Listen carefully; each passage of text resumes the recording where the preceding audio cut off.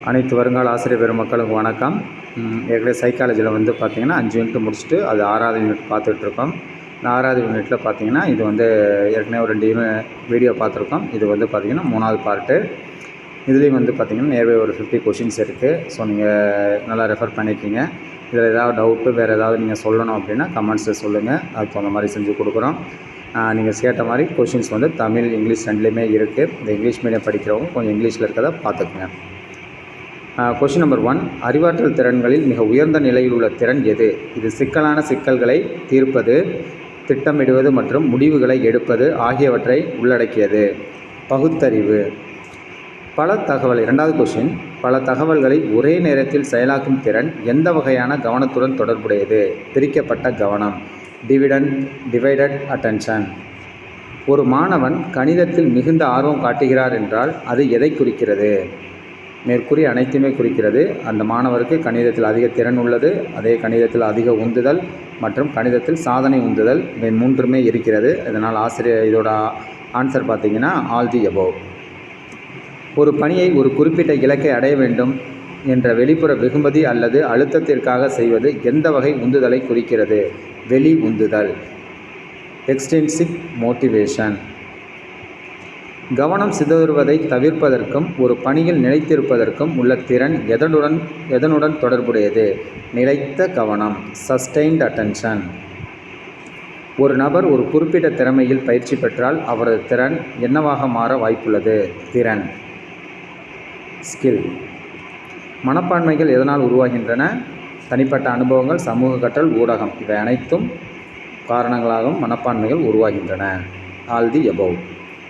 ஒருவரின் மதிப்பு அமைப்புகள் எவ்வாறு உருவாகின்றன? வாழ்க்கை முழுவதும் அனுபவங்கள் மற்றும் சமூகமயமாக்கல் மூலம் உருவாகின்றன. Developed through experiences and socialisation through out life. ஒரு நேர்மையான மனப்பான்மை ஒருவரின் செயல்திறனை எவ்வாறு பாதிக்கிறது? அதை மேம்படுத்த உதவுகிறது. Helps to improvement. திறன் சோதனைகளுக்கு ஒரு எடுத்துக்காட்டு ஒரு குறிப்பிட்ட வேலைக்கான திறனை அளவிடும் சோதனை. A test measuring potential for a specific job. மாஸ்லோவின் தேவைகளின் படிநிலையின்படி சமூக தேவைகளை பூர்த்தி செய்வதற்கு முன் ஒரு நபர் பூர்த்தி செய்ய வேண்டிய தேவைகள் உடலியல் மற்றும் பாதுகாப்பு தேவைகள். Psychological and safety needs. மாஸ்லோவின் படிநிலையின் எந்த மட்டத்தில் தனிப்பட்ட வளர்ச்சி, படைப்பாற்றல் மற்றும் முழு திறனை அடைதல் ஆகியவை அடங்கும்? சுய உணர்தல் தேவைகள், செல்ஃப் ஆக்சுவலைசேஷன் நீட்ஸ்.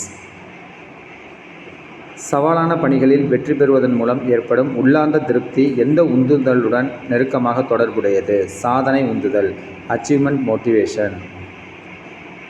மாஸ்லோவின் படிநிலையின் எந்த தேவை மற்றவர்களிடமிருந்து அங்கீகாரம், நிலை மற்றும் மரியாதை ஆகியவற்றை பெறுவதை சுற்றியுள்ளது? அங்கீகார தேவைகள், எஸ்டீம்டு நீட்ஸ். ஒரு முதலாளி தனது ஊழியர்களுக்கு அவர்களின் பணியை முடிப்பதற்காக போனஸ் வழங்கினான். இது எந்த வகையான உந்துதலை பயன்படுத்துகிறது? வெளி உந்துதல், எக்ஸ்ட்ரினிஸ்டிக் மோட்டிவேஷன். நுண்ணறிவு என்பது பொதுவாக ஜி காரணி உள்ளடக்கியது என்று எந்த கோட்பாடு முன்மொழிந்தது? இது அனைத்து அறிவாற்றல் பணிகளிலும் பங்கு வகிக்கிறது. ஸ்பேர்மேனின் 2 காரணி கோட்பாடு, ஸ்பேர்மேன்ஸ் 2 ஃபேக்டர் தியரி. ஸ்டெர்பர்க்கின் முக்கோண கோட்பாட்டில் படைப்பு நுண்ணறிவு எதை குறிக்கிறது? சிக்கல்களை குறிக்கிறது. ஆப்ஷன்ஸ் பி, தி புதிய மற்றும் புதுமையான யோசனைகளை உருவாக்கும் திறன், தி ability to generate new and novel ideas. ஒரு சிற்பிக்கு எந்த வகையான கார்ட்னரின் நுண்ணறிவு அதிகமாக இருக்கும்? காட்சி வெளி நுண்ணறிவு, விசுவல் ஸ்பேஷியல் இன்டெலிஜென்ஸ். கில்போர்ட்டின் அறிவு அமைப்பின் கோட்பாட்டில் தயாரிப்புகள் என்பது எதை குறிக்கிறது? சிந்தனையின் முடிவுகள் அல்லது வடிவங்கள், the outcomes or forms of thinking. Daniel Goleman எந்த வகையான நுண்ணறிவை பிரபலப்படுத்தினார்? உணர்ச்சி நுண்ணறிவு, எமோஷனல் இன்டெலிஜென்ஸ். நுண்ணறிவு பற்றிய பல காரணி கோட்பாட்டை யார் முன்மொழிந்தார்? தார்ண்டைக் தான் பார்த்திங்கன்னா நுண்ணறிவு பற்றிய பல காரணி கோட்பாட்டை முன்மொழிந்தார். கார்ட்னரின் கூற்றுப்படி ஒரு இசையமைப்பாளருக்கு எந்த வகையான நுண்ணறிவு மிக அதிகம்? இசை நுண்ணறிவு, மியூசிக்கல் இன்டெலிஜென்ஸ். நுண்ணறிவு மரபணு ரீதியானது என்று கூறும் வாதத்தை ஆதரிக்கும் ஆய்வு எது? இரட்டையர் ஆய்வுகள், ட்வின் ஸ்டடீஸ். கில்போர்ட்டின் கோட்பாட்டில் ஒரு கவிஞர் பயன்படுத்தும் உள்ளடக்கம் பொதுவாக என்னவாக இருக்கும்? அர்த்தங்கள், செமண்டிக். ஒரு நபரின் நுண்ணறிவு ஒரு வாழ்நாள் முழுவதும் எவ்வாறு இருக்கும்? நிலையானதாக இருக்கும், ரிலேட்டபிலிட்டி ஸ்டேபிள். படைப்பாற்றல் சோதனைக்கு ஒரு எடுத்துக்காட்டு ஒரு பயன்பாட்டு சிந்தனை சோதனை, எ டைவர்ஜென்ட் திங்கிங் டெஸ்ட்.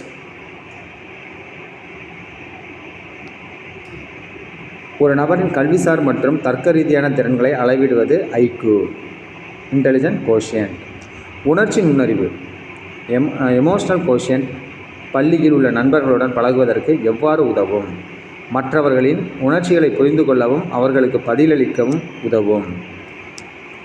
நுண்ணறிவு தேவைகளின் நம்பகத்தன்மை என்பது எதை குறிக்கிறது? ஒரு தேர்வு தொடர்ந்து ஒரே மாதிரியான முடிவுகளை அளிக்கிறது.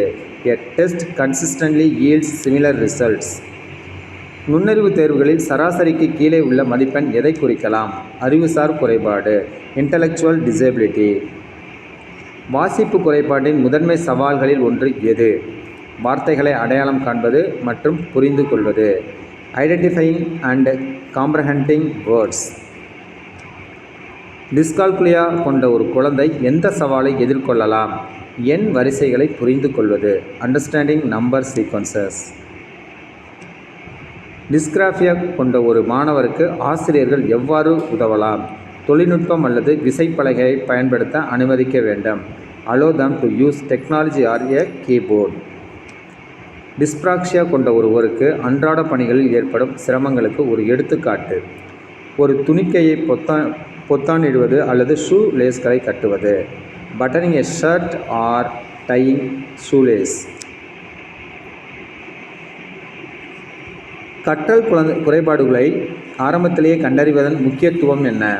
பொருத்தமான ஆதரவையும் தலையீடுகளையும் வழங்க உதவும். It can help provide appropriate support and interventions. செயல்படும் தன்னாட்சி என்ற கருத்தை அறிமுகப்படுத்தியவர் யார்? இதன் மூலம் உந்துதல்கள் சுயாதீனமாக மாறும். ஆல்போர்ட். கேட்டலின் 16 ஆளுமை கேள்வித்தாள் 16 PF எதற்காக பயன்படுத்தப்படுகிறது? ஆளுமை பண்புகளை அளவிடுவதற்கு, ஒரு டு மெஷர் பர்சனாலிட்டி ட்ரைட்ஸ். ஐசனக் ஆளுமை பரிமாணங்களில் உளவியல் என்ற பண்புக்கூறு எதனுடன் தொடர்புடையது?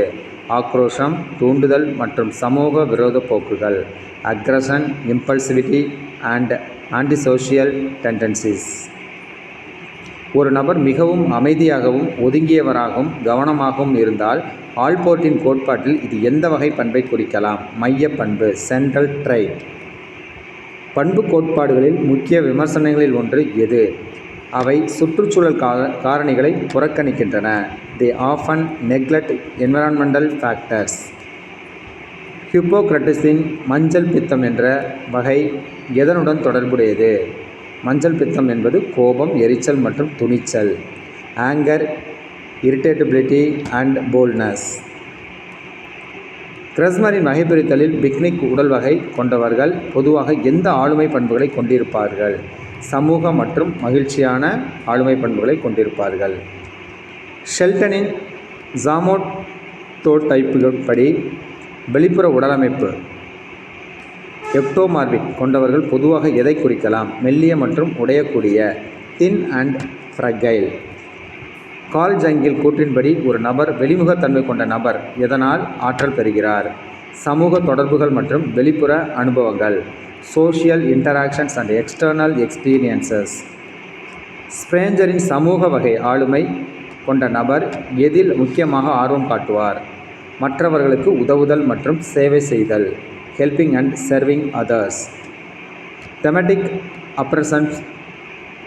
அப்ரசெப்ஷன் டெஸ்ட் TAT எந்த வகையான ஆளுமை மதிப்பீட்டிற்கு ஒரு எடுத்துக்காட்டு? திட்டவட்ட சோதனை. Thematic apperception test is an example of which type of personality assessment? Projective test. ஆளுமை மதிப்பீட்டில் சுய அறிக்கை சரக்குகள் பயன்படுத்துவதன் முக்கிய நன்மை என்ன? அவை பெரும்பாலும் தரப்படுத்தப்பட்டு எண்ணியல் மதிப்புகளை அளிக்கின்றன. They are often standardized and yield numerical scores.